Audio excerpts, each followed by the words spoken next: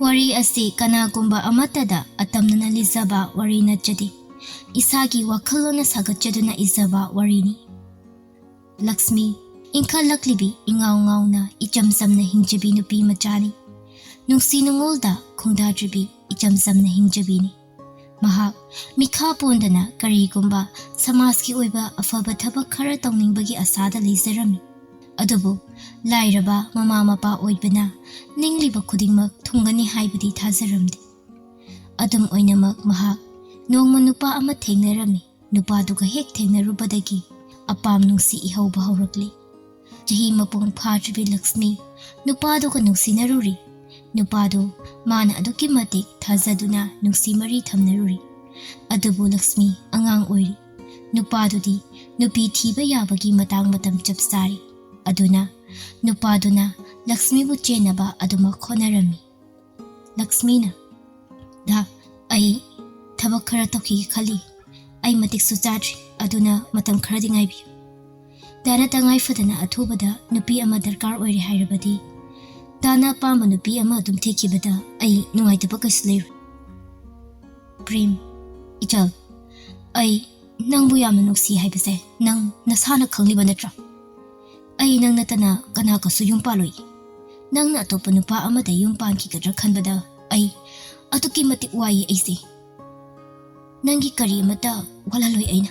Nangi apamba khuding inakta leiraga taw.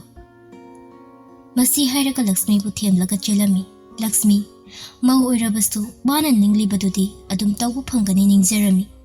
Adubu madugi ona tainabada tari. Lakshmi gi nupa Prem gi imungdu nupi bu hanthana thamba nupida thabak khudingmak tawhanba imung oiri.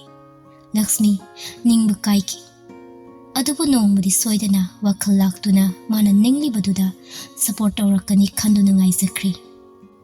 Adubu khangbibadi lairadana asum ningba kaiban helakli. Lakshmi khanglamdraba hairamdraba kaya amadi hai.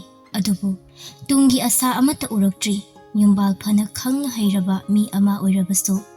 Tungi asa amadi future plan amata leitaba family na kaidawnungda afaba chara puthokpa haibase oithoktaba wafamni. Maram mayamse khanjilubada Lakshmi aduki matik wari. Nupigi aseng amang khudingmak nupi khakki thaudangni khanbiba Lakshmi ki family aduda Lakshmi karigumba amata pangthokpa ngamjadri. Nupi oibi amana yumnak sagai olaba sagai aduda chatnaramba nupi khakki khongthang khaktada namdana instillaga nupagi seramba lambi kayana yoktuna nupi khaktada yengthiba samas akhuba kayagim inengsing asigi mayukta lepningba horakhi. Masina maram oiraga Lakshmi khoirang khoisauna ba heladuna jinganbi amadi imungdugi mayokta tatana lepa horakhi. Mana asangba matamda phoneda Google da toina changduna samas asida lairiba nupisingna kayamuk yamna samas ki maisa langduna lairibage haina yenglami. Atopa country singda laiba nupisingna kayamuk yamna nupasingdagi hanthana laibage haina yenglai. Atopa country singi nupisingsu nupagi makha pona hingba adum thengnarami. Adubu piklaba manipurgi nupising nupagi ahal laman singna nupisingbu hanthana yengba aduma khenba dauna urubadai. Lakshmi adupki matik khoisaunari. Ngasidi Lakshmi magi pandam amata phangdrabana nupisingi oiba novel ama iduna samasta achauba ithil ama pirage haina khalakli. Asangba matam kaithoktuna mahak ibagi lamda khongthangjilakli. Mahaki ahanba novel adudi Punshigi pandam haiba asini. Masigi wahan thokti nupisingi nungda leiriba achauba aningba asa kaya ama lairabasu phajinduna punsinduna karigumba amata pangthokpa ngamhandana namthaduna thambagi chanabi ama kana tarakliba asini. Aikhoigi samasda chanarakliba masigi mayokta Lakshmina leptuna nupa oiba singisu achauba saruk ama yafam thoi haibasi amuktang uthoklamge haiba chapsaba firep ase Lakshmina leptuna novel ase izaki. Novel asigi maruiba ahanbada the woman is very important part of natural human life. Maram asina nupisingsingsibu awangba thakta thangkatuna imung khak pubada nupi khakna punabagi chatnabisida nupasing busu chapsaba thodang lawjahaningi. Nupi khaktana puriba maichaksing ase nupa amana kaidawnungda hakthengnangna thengnabada khara luna thokani. Nupana puba thangba ngamdaba hiram kaya nupina laina thengnaduna awaba kaya khangduna lakli. Nupi sing yaudana samas ama semba haibasi oithokte. Lawu kumduna law singi thabak thorum kaya tawbudasu nupi gi thodang aduki matik chawi nupi yaudana chahi kum ama chananaba law lokpu oithokte. Hoi matamgi matung inna mechinna loina mo sinkhibadi yai adubu manipur gumlaba lairabana masing yamba samas asidadi nupi haibasidagi thodang oiduna adum lakli. Chawkhatlabagi matung inna nupina officer oiba engineer oiba yauna khrabasu laibak lehodaba imungi thabak khak sujaduna leijaba nupi kayadi adumak tingba kaiduna ngasisu siba ngaina leiri. Sigumlaba pidotlabi nupi singbu imungdugi ahal laman mapur oibana magi chanaba sinfam amamam tawzaningbadu minungsiga loinana achoba thawna hapiyu. Amaromda nungsinana launa leminarakibi nupi nupa anina yumbalaba matungda nupa oibasingna atopa ahenba kaya pamlakpagi thawai chakna lekhiba nupi kaya amasu leitaba natte. Nupana hongdokpiramlaba miraibiraba amati mapur oibana lekhidraba nupi kayabo atopa nupasingna karem kathaina biduna noknabiba karigumba amata tawba ngamdana samaski minok moisa kaya khangduna leiri.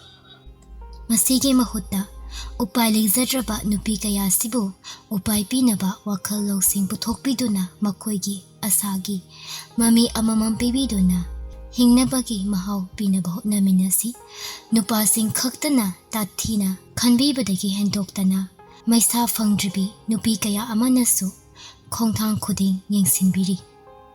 Amuka hena awaba mayoknari nupi oibisingna amaromda nupasingna magi nupisingna matam chadan lekhidaba oirabadi mayam sangdana namdana nupi ama hekta thinaba haiduna hekta honakigani. Masigumlaba nupi oibisingpuna macha konduna punsina lujriba fawba khangduna leiba haibase nupibu yamna akhuba mityengda yengbiba yamna kitukachaba akiba makhalgi samaski oiba chanabi oiduna lakli. Masigumlaba samaski akhuba miyensing asidagi Lakshmina novel kaya iduna phonglakli. Prem karimta khanglamde prem ki thabak haibabu mana chaliba thabak adu halaaga magi tawfam thokpa khara tawraga adum tumkiba asini. Magi nupina tawribadu mahak nomata hanna yengsillude. Lakshmi novel mathang phonglaktuna prithibigi achauba novel gi award phanglakhi. Prem angakpa phawki amadi asumna khalakhi. Aise kayada tolabano asuk mamal yamlabi aigi nupi ase aina kayagi mati mirairuba haiduna premna Lakshmi da tawkiba ngakiba mayam ado khara ningsing laklaga prem. Lakshmi kaino nang tawribase nang hingbagi atharse karimta khangdra mali hinglibani haiduna adumna tawraga karina tawgadaba oiba yagadaba khara tawsi nang nupi amani haibase kakthukla mali. Lakshmi na da ai karigumba pandam amagi makhada tawribani mai paktaba aduna laibaki wani adubu aigi pandam asida daso mateng kharadi pangbiba yabra haina khale ado aisu loinamakti ngamnabadi honaridana. Premna aina harisida chitaktaga khomba sarini ha nang kolo amukhana paibiyaro aina hairibasini hairaga Lakshmigi mamaida khopakna thazilami. Prem khalubada swailawi aduga mana khali aise kayada wakhal theluraba minungsi haibase asuk yamna khangdaba mi ama haibado oirami. Tanzatuda Lakshmi changlai aduga da kajarage. Prem Lakshmi da munne yenglaga Lakshmi na how ai amukhana kolong pairoi aina da khanghalamda masigi thabak ase tawruri. adubu ai losalamge hainati khalubagi ai dada minam lure. Prem, Lakshmi bu chena konsen biduna. Lakshmi, kaigi pairu dori bano. Ai lanjari. Nang kolom pai gadabani. Nang gidase wakal tenman kri. Nang naibo mikap thokalabani. Ai se yam phatabanu pani. Nang bu matam pumna makta. Ai na wahali. Ngasi dagidi. Ai na nangi mating soidana pangdalong ni. Lakshmi na. Da asengba. Asengba ni. Lakshmi matam kuina kangluraba upalna anawbu yening chongkhalakpagong maithongda makalam jakhi. Ngasigi aroiba prem gi minokto mahausana prem na ahanba Lakshmi bu nungsi fongdokpada nokiba minokto nahawna na Lakshmi bu ningsing halami. Hauzikti Lakshmi do awaba wakal amata khankidri. Prem na asangba matamda Lakshmi ki angamba mating pangba haurakle. Lakshmi ayiba amak khaktan natana mafam kayada chatuna nupi singbu awangba thak amada bukhatnaba wangangloi amak khaksu oirakle. Nupi sangstan kayana nupi lupki secretary oibiyu president oibiyu haina mabu koithi thibak haurakle. Tasengna Lakshmi nupi singi miyamgi samajki sebada miyamna sakhangnaba misak ama haibadu oiri. Masidagi manipurgi sangstan kaya punsinnaduna kana laizadraba nupi sing amadi ahan sing amadi orphan singi home ama semgatli. Aduda natana orphan aduda lairiba miyoi singdo hingbada kudong chananaba food processing industry ama sulinkatli. Industry duda sendok lambi amasu mayamda bibiduna home duda lairiba kana laizadrabi singdugi dongi asa ama khaksu oirami. Sumlaba Lakshmi gi Mapa naidraba minung sisenba wakalon sina mahakpo miyam pumnamagna malem sida hingliba kana laizadraba singi mamani haina mayamna sonaba haurakhi. Hauzikti Lakshmi ki wakalon khanglabada moi ki family ki miyoi singnasu Lakshmi ki supporta loina lairi. Masini Lakshmi ki Punshigi pandam.